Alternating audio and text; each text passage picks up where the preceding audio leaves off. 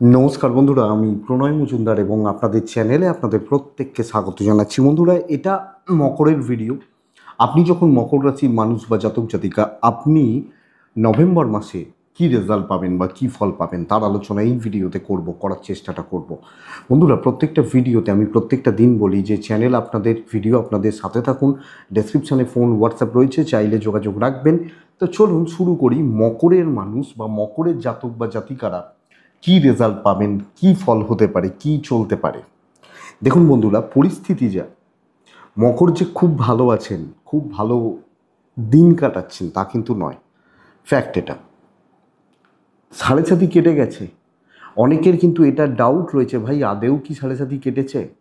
এই কোয়ারিজটা অনেকের মনের মধ্যে রয়েছে, প্রশ্নটা রয়েছে। সাড়ে সাতি কেটেছে, বৃহস্পতি 7th হাউসে ঢুকেছে। তো সামগ্রিকভাবে বৃহস্পতি কিন্তু সব দিক থেকে ওভারঅল একটাই কথা, বৃহস্পতি আপনাদেরকে সফলতা দেবে। গুরুর প্রভাবে আপনারা সফলতা কম বেশি পাবেন, এটা ফ্যাক্ট, এটা কথা। কিন্তু যা গ্রহগত স্থিতি দাঁড়িয়ে রয়েছে তাতে কোন দিক থেকে কি হবে সেটা পরপর আলোচনা করছি। বন্ধুরা, একটা কথা জাস্ট বলে নেবো যে এই ভিডিওটা চলার পথের গাইড বা বন্ধু হিসাবেই ধরবেন। বড় সিদ্ধান্ত, বড় আলোচনা, বড় ডিসকাশন, মানে কোনো ব্যাপার থাকলে কারোর সাথে কথা বলে নেবেন। শুরু করছি বন্ধুরা। দেখুন, বর্তমান সময়ে স্থিতি কি? যখন মাস শুরু হচ্ছে, শুক্র নিচস্থ নবমভাবে, রবি নিচস্থ দশমভাবে, বুধ মঙ্গলের যোগ রয়েছে একাদশে। অত্যন্ত ভালো পয়েন্ট, এটা নোট করুন, এটা অত্যন্ত ভালো পয়েন্ট। দ্বিতীয়ায় রাহু, অষ্টমে কেতু, এটা ভালো নয়। তৃতীয়ায় বক্রী শনি, 7th হাউসে তুঙ্গ বৃহস্পতি। এই হচ্ছে গ্রহগত স্থিতি বা অবস্থা।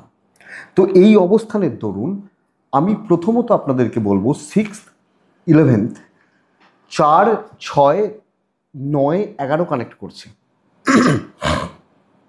এটা যার রাশিচক্রে থাকে তার রাশিচক্রে বলা হয় এটা ধনী যোগ বা ধনশালী হওয়ার যোগ।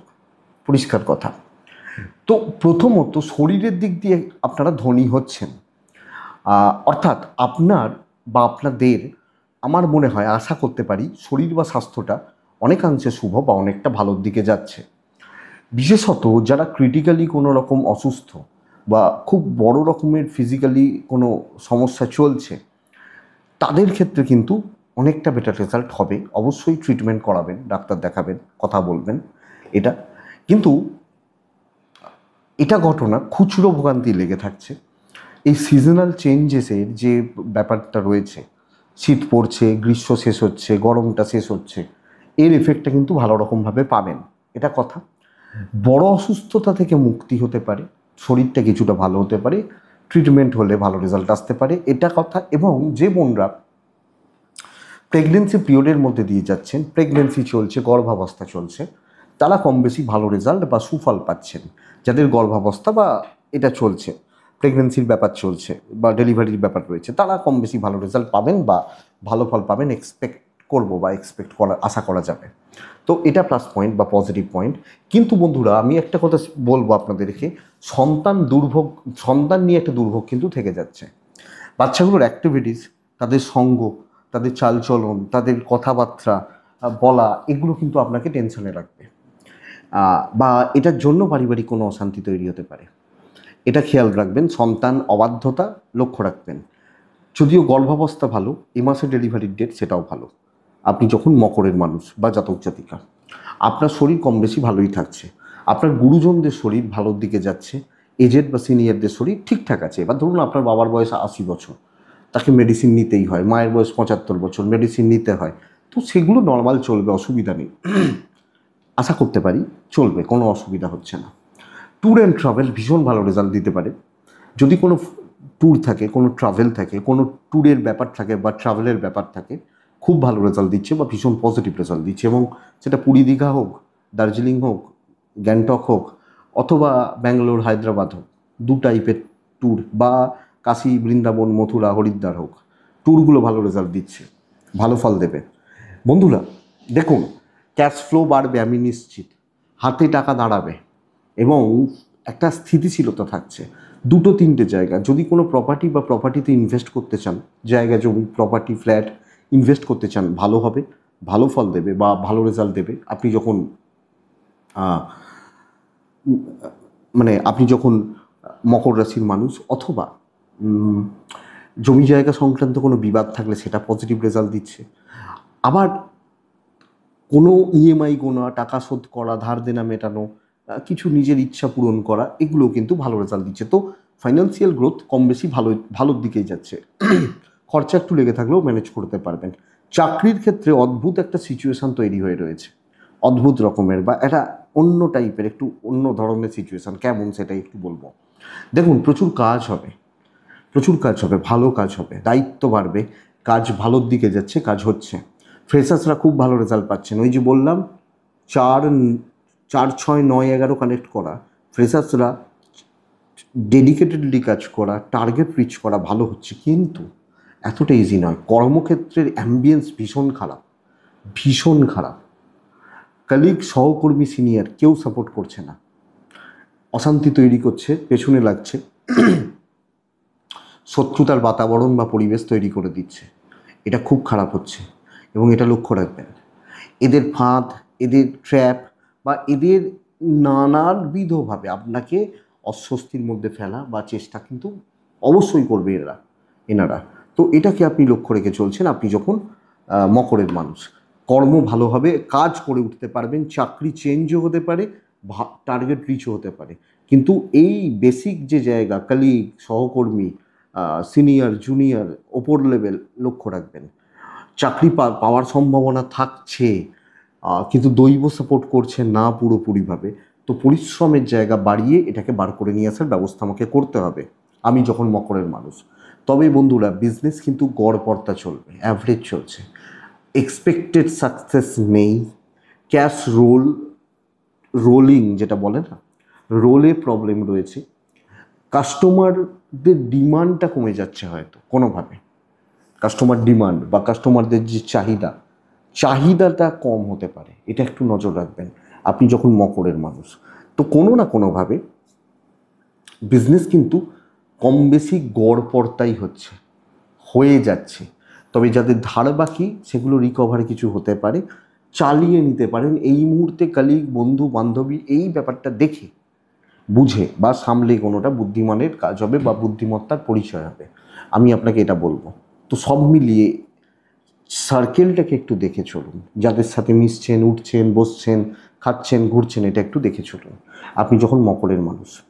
মকর রাশির মানুষজনদের ক্ষেত্রেও যেটা সবচেয়ে বড় ইম্পর্টেন্ট পয়েন্ট, দাম্পত্য জীবন, হাজব্যান্ড বা ওয়াইফের সম্পর্ক, আমার মনে হয় বন্ডিং ভালো হবে। অ্যাডজাস্ট করা, অশান্তি থাকলে সেটা মেটানো, বন্ডিংটা ভালো হওয়া, একে অপরকে সাপোর্ট করা, টুকরো টাকরা বিবাদ চলতে পারে, বড় ক্রাইসিসের সম্ভাবনাটা কিন্তু কমে যাচ্ছে আপনি মকরের জাতক জাতিকা হলে। তো এই জায়গাটা বেশ ভালো বা বেশ পজিটিভ হতে চলেছে বা হতে পারে মকরদের ক্ষেত্রে। কিন্তু বন্ধুরা, বিয়ের যোগাযোগের জন্য এ মাস খুব একটা ভালো নয়। বিয়ের যোগাযোগ, বিয়ের দেখাশোনা বা বিয়ের কথাবার্তা এগোনোটা সামলে একটু দেখে শুনে। আর যাদের বড় কোনো অশান্তি চলছে, হাজব্যান্ড ওয়াইফের মধ্যে বড় কোনো গণ্ডগোল, ডিস্টারবেন্স, অসুবিধা চলছে, সেটাও শর্ট আউট হওয়া, স্কোয়ার অফ হওয়া, এর ব্যাপারটা থাকতে পারে, চলতে পারে। তো এটা বেশ ভালো। দাম্পত্য ভালো হলেও বিয়ের কথাবার্তা খুব একটা ভালো নয়।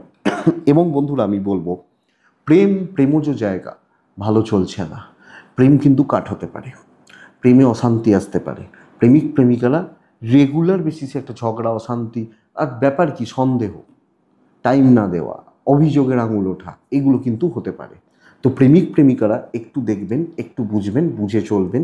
এবং এই প্রেম ভাঙার পেছনে কোনো বন্ধু বা কারুর প্রভাব বা কোনো ক্লোজ কারুর প্রভাব কিন্তু থেকে যেতে পারে কোনোভাবে। কিভাবে আমি সেটা বিচার করতে এখানে যাচ্ছি না, কোনো না কোনোভাবে এই ব্যাপারটা আসতে পারে। তো প্রেমটা একটু দেখে চলুন।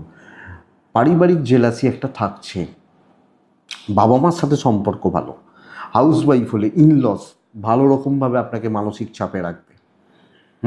কিন্তু আইন, জমি জায়গা, কোর্ট কাছারি, পুলিশি ঝামেলা, আইনি জটিলতা, কোর্ট কাছারির ব্যাপার, এগুলো আপনাকে ফ্রুটফুল রেজাল্ট দেবে, পজিটিভ রেজাল্ট দেবে বা ভালো রেজাল্ট দিতে পারে আপনি যখন মকরের মানুষ বা জাতক জাতিকা এই ধরনের ব্যাপার থাকলে, ইভেন কোনো ভাড়া বাড়ি, ভাড়াটিয়া, ভাড়া রিলেটেড ব্যাপার স্যাপারগুলো কিছুটা হলেও ভালো হচ্ছে এবং চাকরি সূত্রে দূরযাত্রা সেটাও ভালো হচ্ছে। বিজনেস মোটামুটি চলছে, কিন্তু লং টার্ম বিজনেসের কোনো গ্রোথ, তার জন্য কোনো পরিকল্পনা প্ল্যান করা যায়। পার্টনারশিপ, বন্ধুত্ব সব ক্ষেত্রেই, আমি 50 বছর বয়স, আপনার 10 বছর বয়স, সব কটা বন্ধুত্বর জায়গায় না আপনি যখন মকরের মানুষ, আপনাকে কিন্তু খেয়াল রাখতে হচ্ছে বা লক্ষ্য রেখে চলতে হচ্ছে, আমি এটাই আপনাকে বলতে পারি। তো দেখুন, আমি ওভারঅল সবকটা দিকই মোটামুটি টাচ করতে করতে এলাম। শরীর, পয়সা, ভ্রমণ, ফ্যামিলি, বাবা মা, সন্তান, দাম্পত্য, প্রেম, চাকরি, ব্যবসা, সবকটা দিকই মোটামুটি টাচ করতে করতে এলাম বা ছুঁতে ছুঁতে এলাম। আমি আসবো এডুকেশনের জায়গা কেমন হতে পারে, কেমন হতে চলেছে। প্রথম কথা বুঝবেন, গুরুদের সাপোর্ট কম হচ্ছে। যিনি যেখানে পড়াশোনা করছেন, টিচারদের থেকে আমি এটাই বলতে পারি, আমি টিচারদের দোষ দেবো না, আমি এটাই বলতে পারি আমি হয়তো টিচারের থেকে নিতে পারছি না, এটা 1 নম্বর কথা। তো এটা খেয়াল রাখুন। কিন্তু দেখুন, চতুর্থ, নবম, একাদশ কানেক্ট করা, রাশির ওপর বৃহস্পতির দৃষ্টি, পরিবেশটা হয়তো প্রবলেম দেবে, মানে পড়ার পরিবেশ ঠিক নেই, বাড়িতে অশান্তি হচ্ছে, কথার কথা, একটা পারিপার্শ্বিক চাপের জন্য পড়াশোনায় কিছু প্রতিবন্ধকতা আসতে পারে, এটা লক্ষ্য রাখবেন। কিন্তু বন্ধুরা, এইটাকে যদি আমি অ্যাভয়েড করে দিতে পারি, primary, upper primary, graduation, masters, PhD সার্বিক সাফল্যকে নির্দেশ করছে। বিদ্যা বা শিক্ষার জায়গা, পজিটিভলি পড়াশোনা করা, সাফল্য আসবে আমি নিশ্চিত। এক্সাম, চাকরির পড়াশোনা, ম্যানেজমেন্ট পড়াশোনা, টেকনিক্যাল পড়াশোনা, লয়ের পড়াশোনা, বিদেশে গিয়ে কোনো রকম পড়াশোনা, প্রত্যেকটা এডুকেশনে সাকসেস রয়েছে। কিন্তু টিচারদের জায়গাটা একটু লক্ষ্য রাখুন। আপনাকে বুঝতে হবে দৈব আমাকে সাপোর্ট করছে না, আমাকে ছিনিয়ে আনতে হবে। আপনি এটা যদি বুঝে যান তাহলে নো প্রবলেম। আপনি যখন মকরের মানুষ, আশা করি বন্ধুরা ক্লিয়ার হয়েছে, আপনি কিছুটা হলেও বুঝতে পেরেছেন। এইটুকুই, এটাই নভেম্বরের একটা জিস্ট। উত্তরা ছাড়া, শ্রবণা, ধনিষ্ঠা, 3টে নক্ষত্র। উত্তরা ছাড়া নক্ষত্র মারাত্মক পাজেলড হয়ে রয়েছেন পুরো মাসব্যাপী, ভুল চিন্তা, ভুল ডিসিশান। শ্রবণা নক্ষত্র জড়িয়ে যাচ্ছেন নানা রকম সমস্যায় এবং লোকের সমস্যাতেও, লক্ষ্য রাখবেন। ধনিষ্ঠা নক্ষত্রের জাতক বা জাতিকারা এ মাসে বড় কার্যসিদ্ধি হবে, বড় জট খুলে যাবে, বড় কোনো প্রবলেম থেকে বেরিয়ে আসবো। এটা দেখুন, এটাই একটা জিস্ট। আশা করছি 5% ভিডিওটা চলতে আপনাকে সাপোর্ট করবে বা এগোতে গিয়ে হয়তো আপনার কাজে লাগবে। তো বন্ধুরা, তাহলে এটুকুই থাক। ভালো থাকুন, সুস্থ থাকুন, আর অবশ্যই শান্তিতে থাকুন। নমস্কার।